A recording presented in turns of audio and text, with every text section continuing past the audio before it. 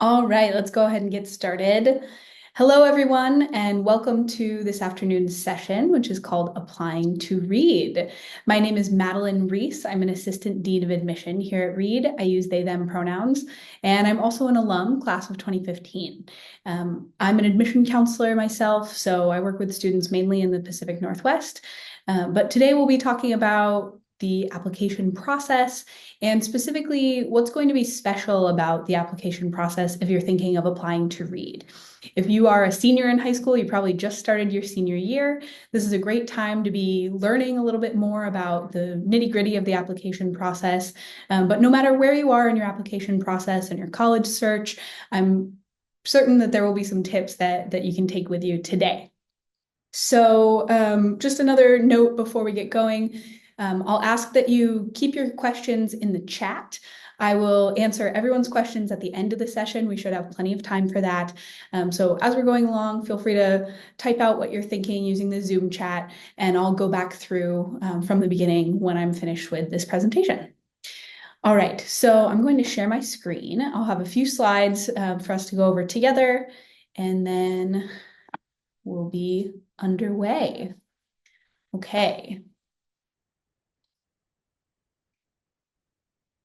So like I said, this session is geared towards giving you a little bit more information about what to expect in the application process overall, but with a specific bent, right, towards what Reed is thinking about in the application process. And on a more general note, you can kind of expect liberal arts colleges and small selective colleges like Reed to be thinking in a similar vein as we review applications this fall. If you don't know already, though you probably do if you're here, Reed College is a small, private liberal arts college located in Portland, Oregon. We are considered highly selective, and we have a liberal arts approach to our application process. So let's get into what that actually means.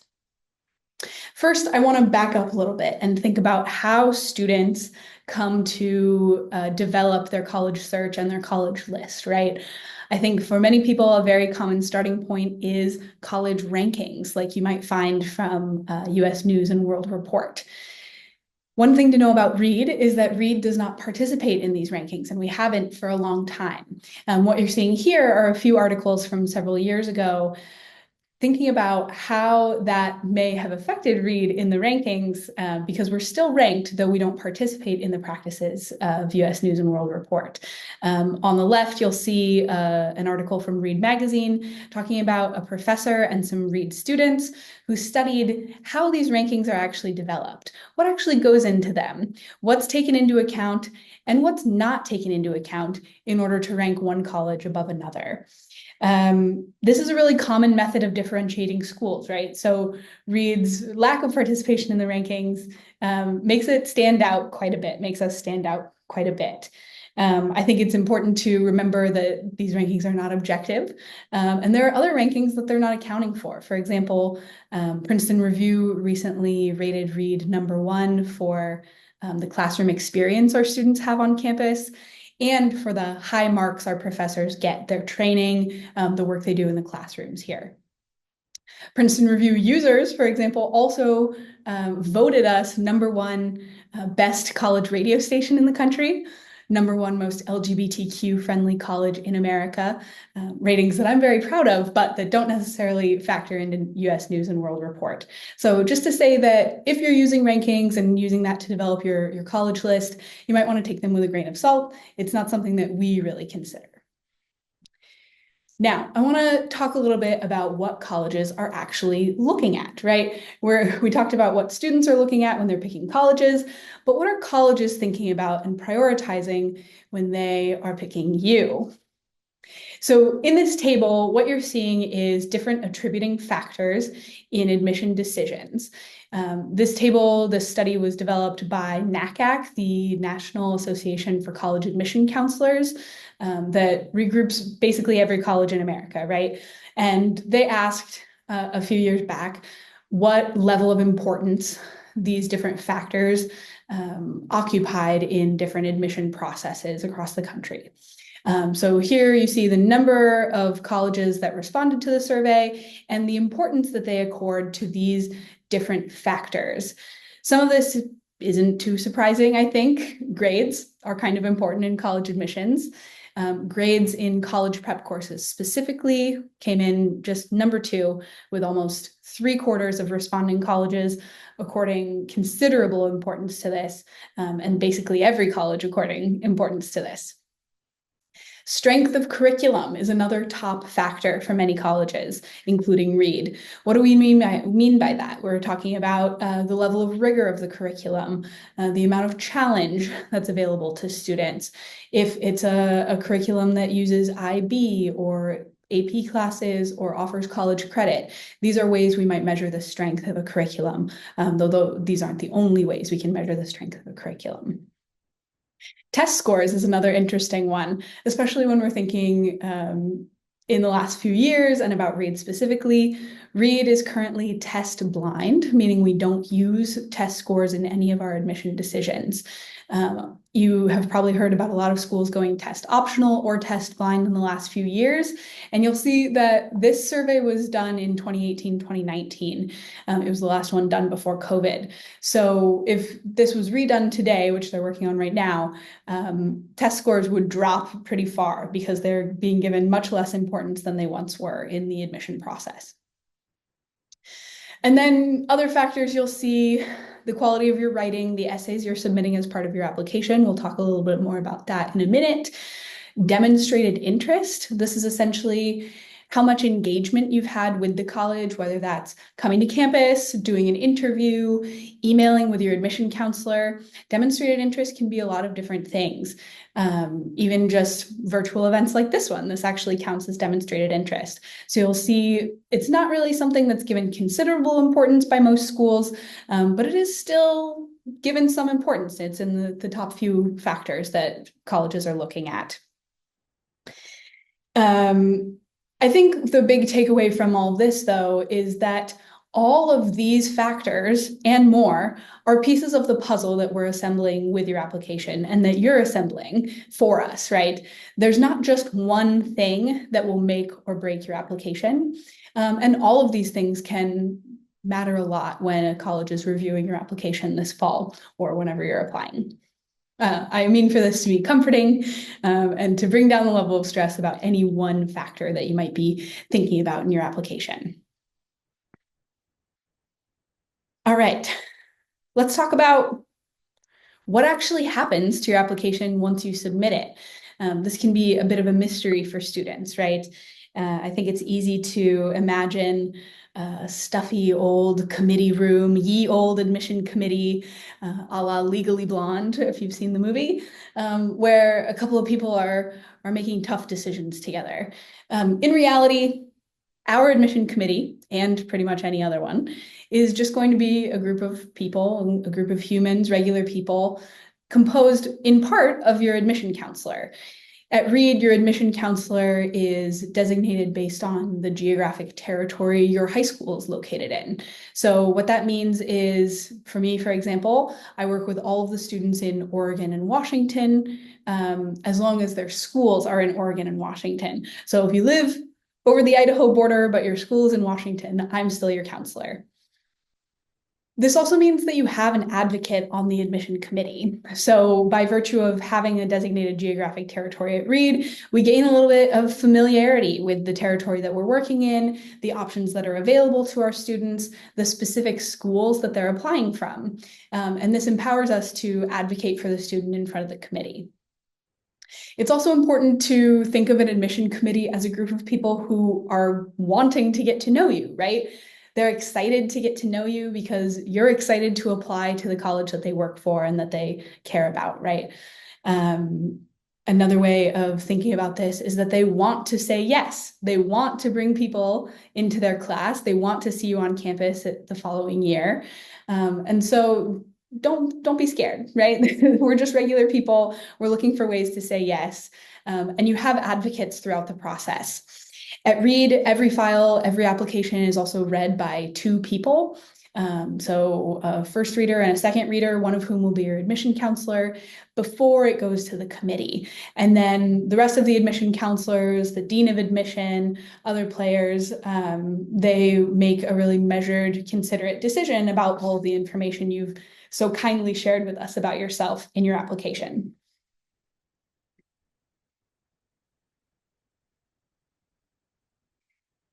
Moving on, let's talk a little bit about the applications that Reed accepts.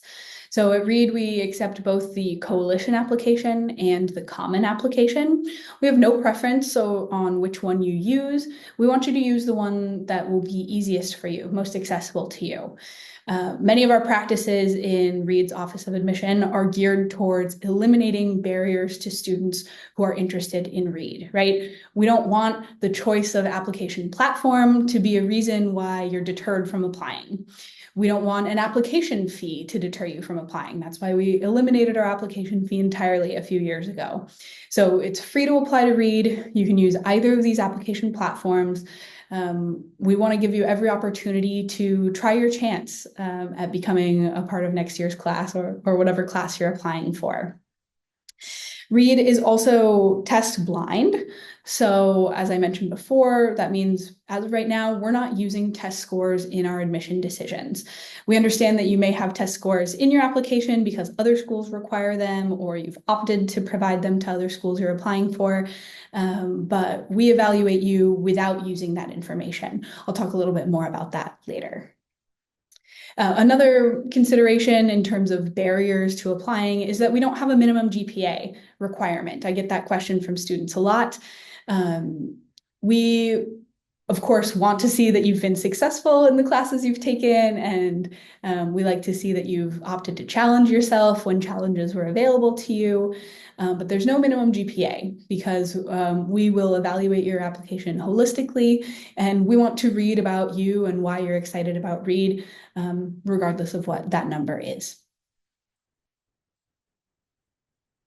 Okay, we're delving a little deeper into the application, and we're going to talk a little bit about how to make yourself stand out in this process.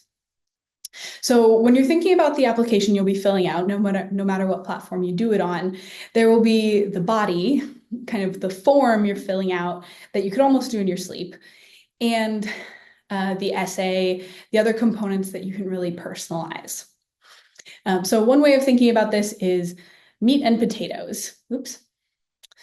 There are some things where you won't really be able to editorialize, right? You don't need to worry about making your address distinctive in this process. However, there are opportunities that you might not expect to really customize your application and to make it true to you. So you'll see in the meat section, look for those opportunities to personalize your application, to let your personality shine through. At Reed, we have gotten over 10,000 applications a year the last few years. So among the crowd, you want to make sure that you and who you really are shines through in the application. Another way of thinking about this is that you want to answer why Reed and also why you. You want to communicate to us what it is about you that uniquely fits in with Reed, and what is it about Reed that you see really resonating with you, what has drawn you in. So you want to make sure you're answering the questions, the essay prompts, as well as the other prompts throughout the application regarding your extracurricular activities, for example. But don't hesitate to highlight, prioritize, editorialize a little bit so that we get a sense of who you really are and why it is you've chosen to apply, right? If you're thinking about the activities list, for example, this could be how you talk about certain activities, what order you talk about them in, how much space you accord to each one. If there's a leadership opportunity you've had that maybe dates back a little further chronologically, but is really fundamental to understanding who you are as a student and a community member, you can put it at the top, for example. Another thing to consider is that the essay questions in the application tell you about what the college is looking for. We'll talk about Reed's supplemental essay in a minute, but this is true of any college you're applying to. If they have a supplemental question that's specific to them, You can think about what that tells you about what they're looking for, and that can help you write a much stronger essay.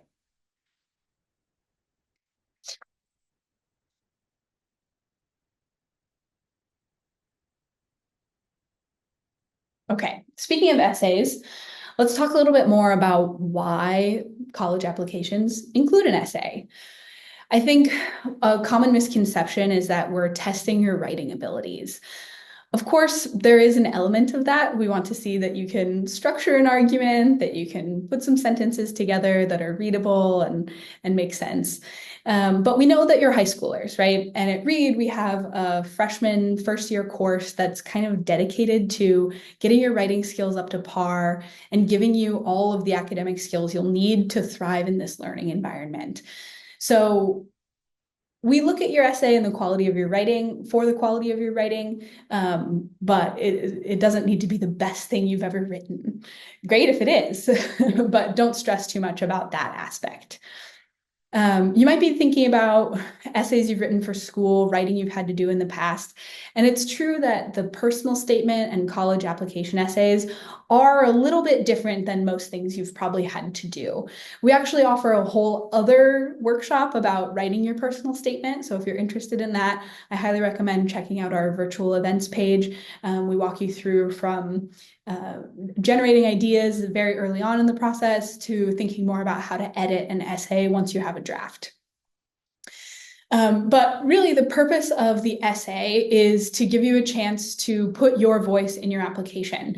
It's your opportunity to tell your story, and it's your opportunity to have a sort of conversation with the admission committee that no other part of your application allows you to do. We love essays because they tell us who you are beyond the grades, the activities, the biographical information that we get, like your birthday. And they tell us a lot about what you might do on our campus. For small liberal arts colleges like Reed, with a majority residential community, we're thinking a lot about who we're bringing into campus in the application process. Certainly, we want you to be a successful student in the classroom and a positive contributor there, but we're also thinking about the community that we're creating when we admit students. This essay gives us a lot of great information about who you are beyond those A's and hopefully mostly A's on your transcript. Another way of thinking of this essay is your chance to argue why you should be admitted. As we recommend in the essay writing workshop I mentioned, your personal statement can and should have an argument about why you're uniquely suited to Reed and why you would be a great addition to our next class.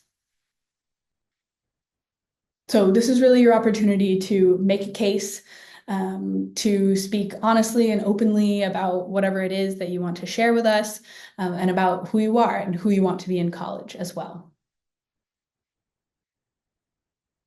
Now, that was kind of geared towards the personal statement or college essays in general.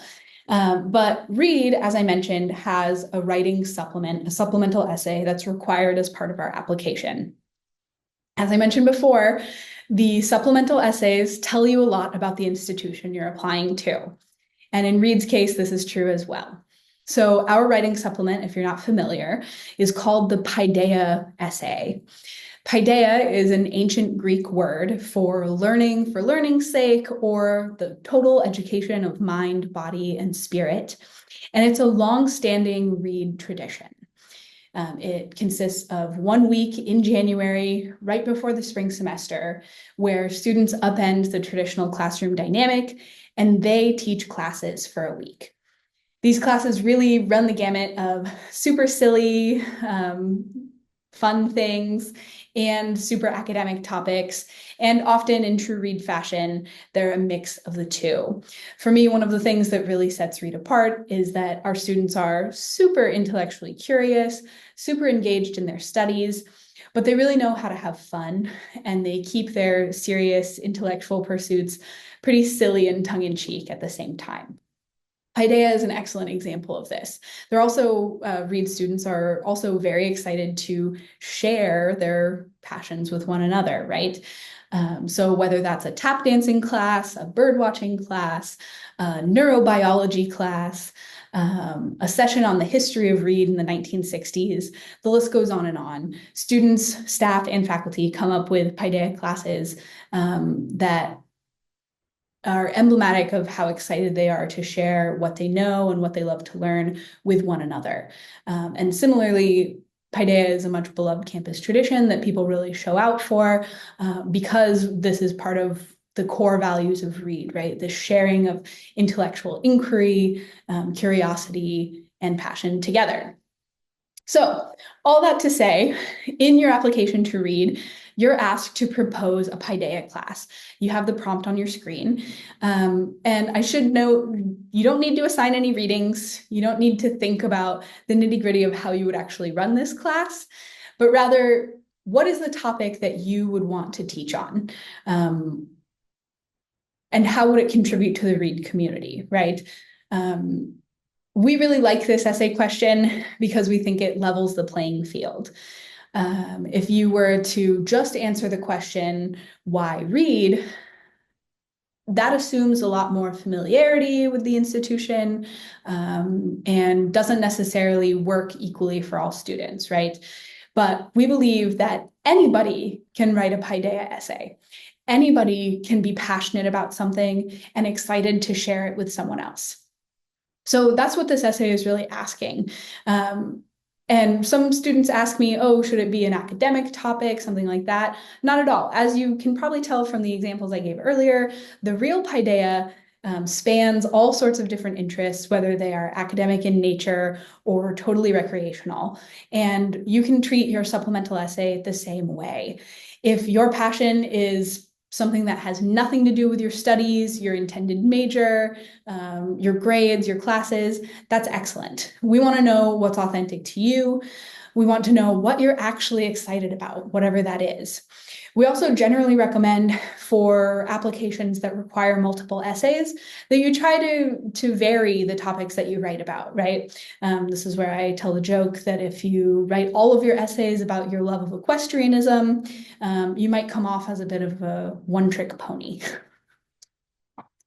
But so that is the Paideia question. That is the supplement that you'll be asked to write as part of an application to Reed. Another important component of your college application, and especially your application to Reed, are letters of recommendation. So at Reed, we require 3 letters of recommendation, 1 coming from a high school counselor and 2 coming from teachers. Ideally, these would be teachers of core subjects, and if you can get pretty different core subjects, for example, math and English, that's excellent as well. The question, though, is why do we require this and how do we use it? Well, letters of recommendation are really useful for corroborating all of the information that you've shared in your application, right? Teachers know you very well. They've had you in the classroom, sometimes for multiple years. And so they can attest to the qualities that maybe you've expressed or maybe we've picked up on through the other parts of your application. Again, we're thinking about the classrooms we're creating, the community we're building on campus when we're admitting a student, and having this outside observer say that you are a positive support to your peers, or that you work really hard, or that you stay after class to ask questions. Those are all helpful data points for us when we're thinking about the students that we're bringing onto campus.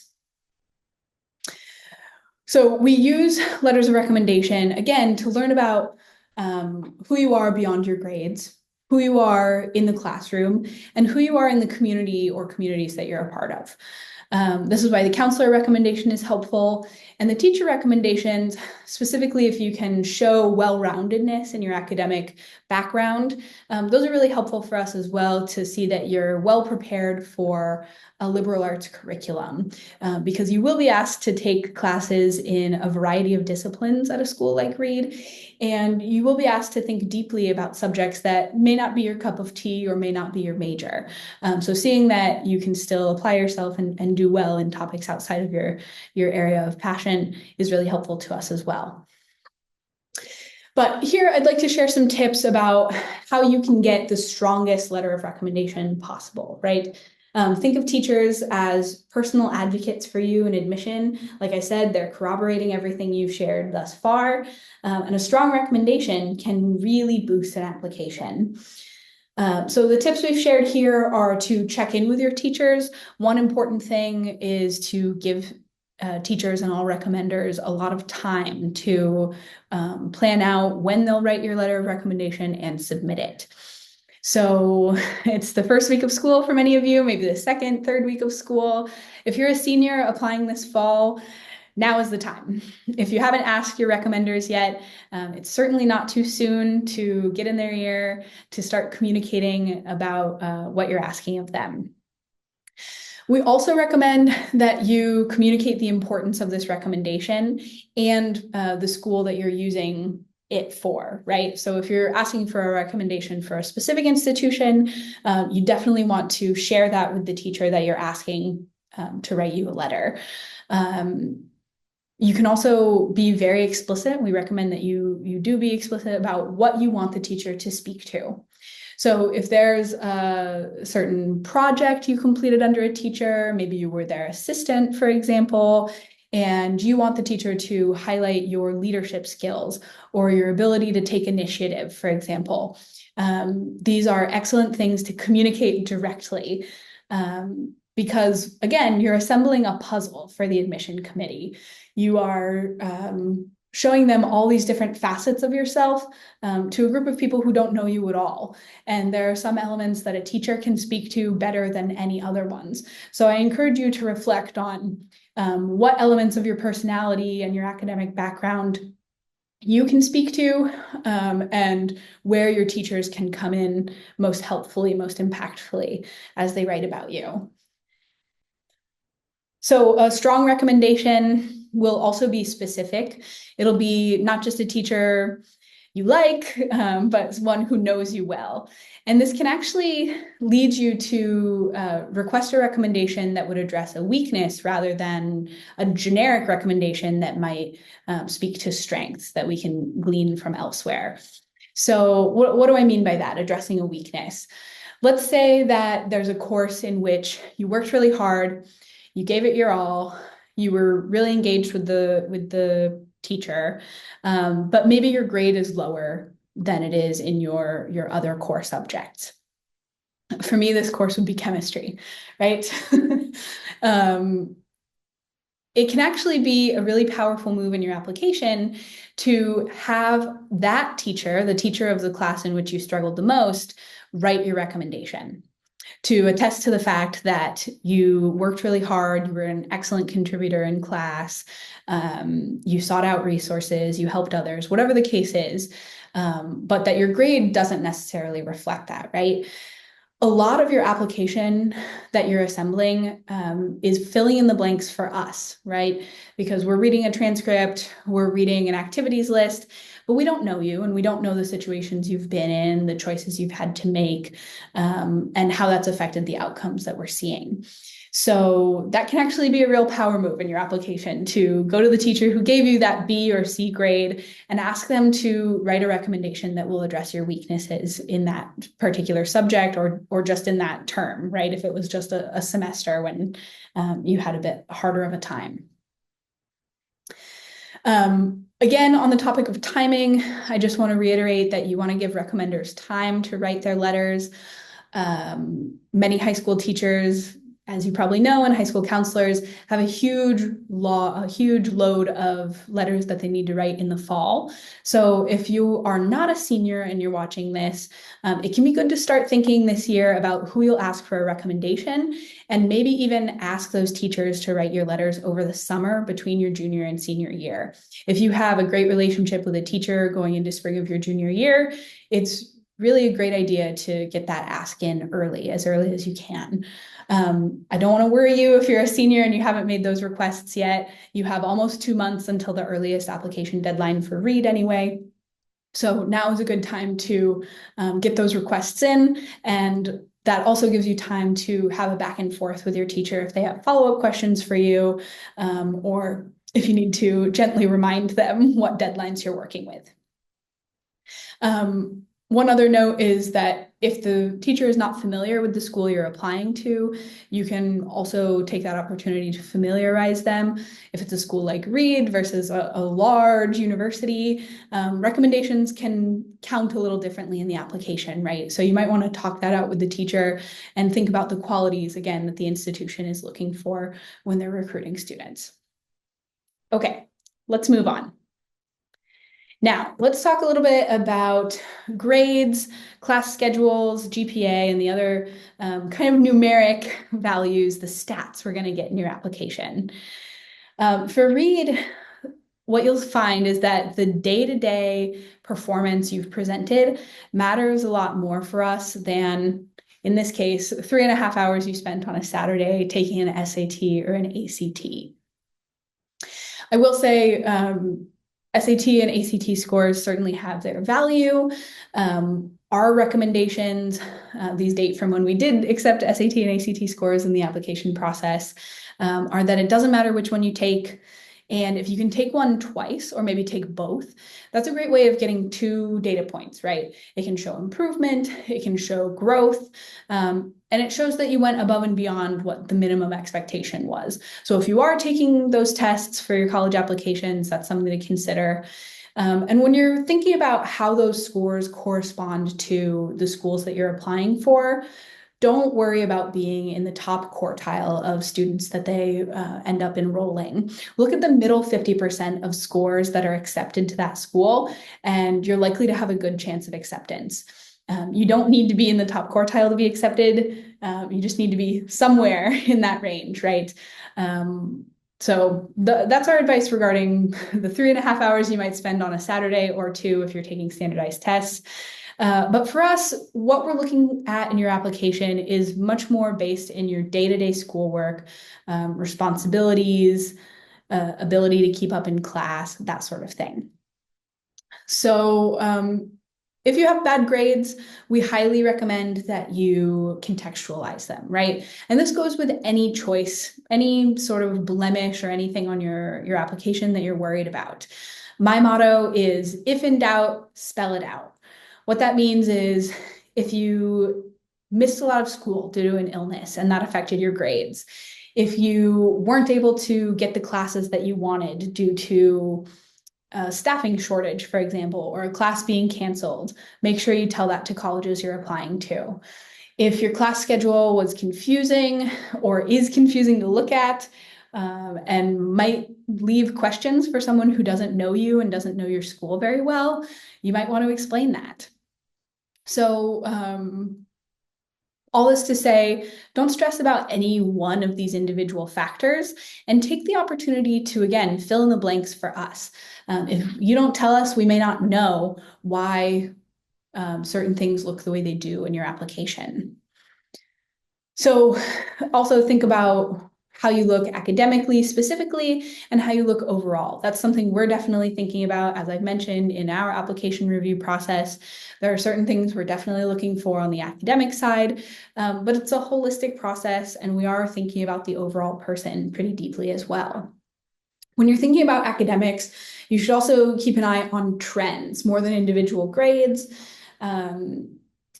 So maybe you had a couple of blips in your first year or your second year of high school, but if you're doing really well in junior and senior year, most admission counselors are going to see that you're on a great trajectory, you're on an upward path, and it doesn't create much concern about how well you'll do in college, right? An upward trend is an excellent sign of your growth as a student and who you might become as a college student as well. Okay, there is a note here about course selection, and we are going to jump into that a little bit more. So another aspect of your application that Reed looks at very closely is course selection. As you may know, Reed prides itself on the intellectual rigor of its curriculum, and that's certainly something that we're looking at in the application process as well. We're looking both at the rigor of the curriculum that was available to you and that you chose to take on, but also how you did in it. So there can be this feeling that you have to take every challenging course. You have to take 7 APs. You have to really bend over backwards in order to show a selective school like Reed that you have an appetite for rigor. In our case, that's not true. We look very closely at your school. Like I said, admission counselors come to be familiar with the schools in their territories. So often, just by the name of your school, we have a sense of what sort of options were available to you as a high school student, whether that's an IB program, AP classes, or the lack thereof, right? So we recommend finding a balance. Course selection is important to us in the review process, but we want you to balance the most competitive schedule that you can do well in, right? So that means finding the appropriate challenge for you. It means doing a gut check, right? If you are not feeling great about the English class that you signed up for as you approach senior year, it's okay to follow your intuition and switch to another class or drop it altogether. You still want to do well. You want to enjoy your high school experience. And success in the classroom counts. So if you think that reaching a little too far will affect your performance in other classes, that's something you don't want to overlook. Taking on that extra class as a senior and taking your grades as a result is not really a worthy trade-off, right? So that's why we recommend that you be competitive within what's offered, but also know yourself, know your limits, and find that balance so that you can still succeed in what you've selected. Okay. Oh, another thing about course selection, we've talked about how trends count. We want to see an upward trajectory, or at least as long as we're seeing that upward trajectory, we won't worry too much about what we're seeing at the start of the path, right? Another thing to consider is that you don't want to take your foot off the gas in your final year of high school if you can avoid it. Reed is really data-driven in its admission practices. And one thing that we think about a lot is what predictors exist of a student's success in college. So doing well in your senior year is one big predictor of success in college.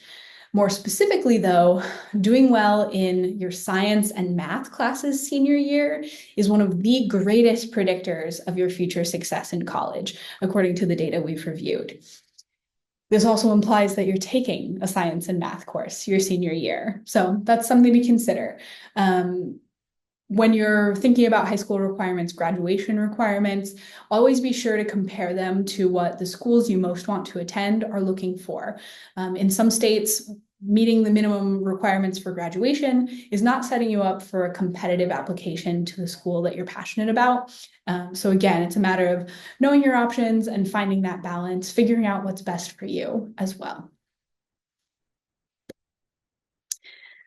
All right, now let's talk about different ways to apply and how they differ.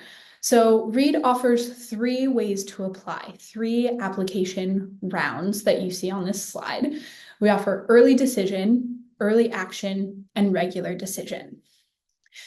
Early decision, as you may know, is a round that is binding. So early decision is appropriate for you if Reed is your top choice school. You're totally all in. You love it. You can't wait to be on campus. I mean, it is beautiful. Who could blame you? So early decision is a binding agreement. You actually have to fill out this agreement with a parent and a counselor's signature, because if you apply early decision to a college, what you're saying is that if you're admitted, you will definitely attend. So it's a big commitment that you're making. The name implies that you've decided before even applying which school is right for you. Early decision always carries the highest chance of acceptance. That's true pretty much anywhere it's offered. It's the highest form of demonstrated interest, right? And colleges are excited to get early decision applicants, students who are passionate and enthusiastic about coming to campus. So they're likely to admit you if you apply early decision. There is one loophole to the early decision agreement, which is based on financial aid. So if you're applying for financial aid, your aid package won't come until after you're admitted. And so if for whatever reason that package doesn't work for you and doesn't make it possible for you to attend, we are able to release you from the early decision agreement. But otherwise, you're locked in. You're coming to Reed that following fall. Reed offers two options for early decision. Early decision 1 is a November 1st deadline, and early decision 2, maybe if you didn't have all of your materials together or you want your first semester grades included in your application, early decision 2 is a December 20th deadline. I should also note you get your decision the fastest if you apply early decision. So you'll get it within 6 to 8 weeks of applying. All right, the second application round is early action. As the name implies, this is just getting a leg up on the application process. You're acting early. At Reed, this is also a November 1st deadline. Early action applicants are not restricted in any way and they're not bound to anything. So at Reed, you can apply to as many schools as you want early action. This really gives you a leg up on the process because you're done with your application by November 1st.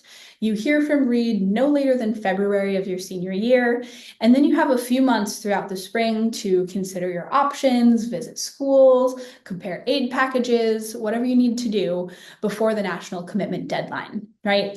So that's why I say it gives you a leg up. It just gives you more time, a little more breathing room to make this big decision about college. Early action also carries a higher chance of acceptance than regular decision, so we highly recommend applying early if you can get your application together by November 1st. It's a great way to show schools that you're interested, that you're excited, and that you have your act together, right?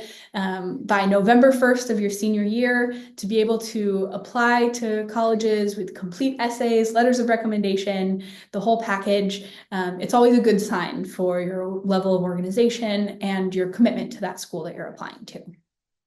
So that's early action. As I said, that's also a November 1st deadline, and you get a decision from Reed by February. Finally, we have regular decision, which is the most common application round, right? A short time ago, maybe 10 years ago, most students applied regular decision and few even used early action.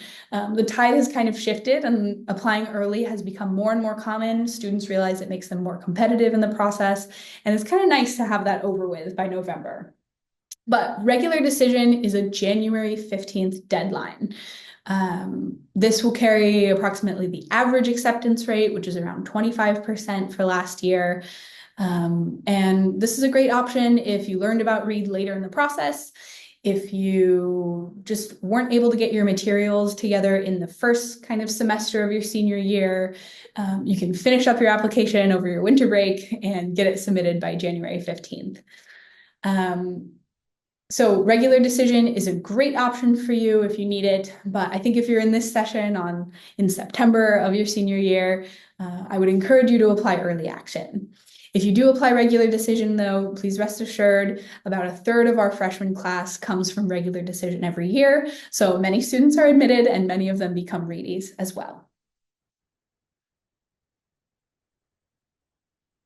Oh, yeah, so early decision, just to recap, is great if Reed is your first choice, has the most favorable admission rate, and financial aid is the same for early decision students as it is for other applicants. So no need to worry about that if you apply early decision. Okay, we just have a few more slides here, and then I'll move to your questions. Another element of your application that is optional but highly recommended for most students is interviewing and visiting. We talked earlier about demonstrated interest. This is all the ways that you can engage with a school to show that you're interested and excited about the possibility of attending. Interviewing is an excellent way to do so. If you're a domestic student, you can sign up for an interview virtually or in person anytime. Just head to the Reed admission website. And while you're on campus, if you do make it to campus, make sure to connect with your admission counselor, right? At Reed, that's based on where your school is located, but different colleges do it differently. You will have a designated person though, so make sure you make that connection if you're on campus. Is the person who will be reading your application, who will be advocating for you in that committee. So it's great to put a face to the name, and then when you send them lots of emails throughout the fall and winter, they'll remember who you are. In your interview, you can highlight your interests. This is yet another way that we figure out who you are beyond your application, right? At Reed, interviews are really informal. They're a way to get to know you a little better, understand your motivations, your passions, and they're also an opportunity for you to ask questions. So this is a great chance to get an insider's perspective on what it's like to be a student at Reed or a staff member or an alum at Reed. So ask those tough questions that you've been holding on to. The interview is also your opportunity to share any blemishes or things you might be concerned about in your application. Like I said, for the letters of recommendation, addressing those things head on can be one of the most powerful ways to overcome something that you're worried about in your application. Instead of leaving a question mark, you're giving us more information and you're showing us that you're aware of how things might appear in your application as well, right? If there's a grade you're worried about, a hole in your sort of extracurricular activities, this is really helpful information that we won't have otherwise. But mainly, the interview is your opportunity to brag on yourself. This can be more or less comfortable depending on who you are, but it's a great opportunity to highlight your accomplishments, things that didn't appear on your extracurricular list or in your essays for whatever reason, passions that you have, pursuits that you enjoy on your own, that kind of thing. Sharing your success stories, again, in your own words and in a more casual format than you get to do in the essay. Finally, while you're on campus or in any sort of visit environment with a college you're really interested in, you should definitely obtain the contact information of people you meet so that you can follow up. This is mostly really useful to you if you have follow-up questions or want to continue a conversation that started in person. And it's also a great way to just build a relationship, right? You can send a little thank you note if you want to, or ask someone to remind you of a resource that they shared.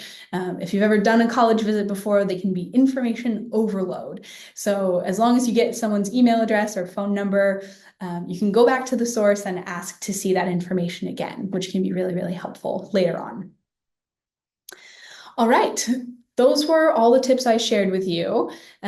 Speaking of contact information, since you're here today, we have the Reed admission inbox on this slide. Please feel free to write in with any questions you have about the application process, what's special about applying to Reed, how to navigate the selective admission world, or anything else. We offer on-campus visits and lots of virtual events like this one.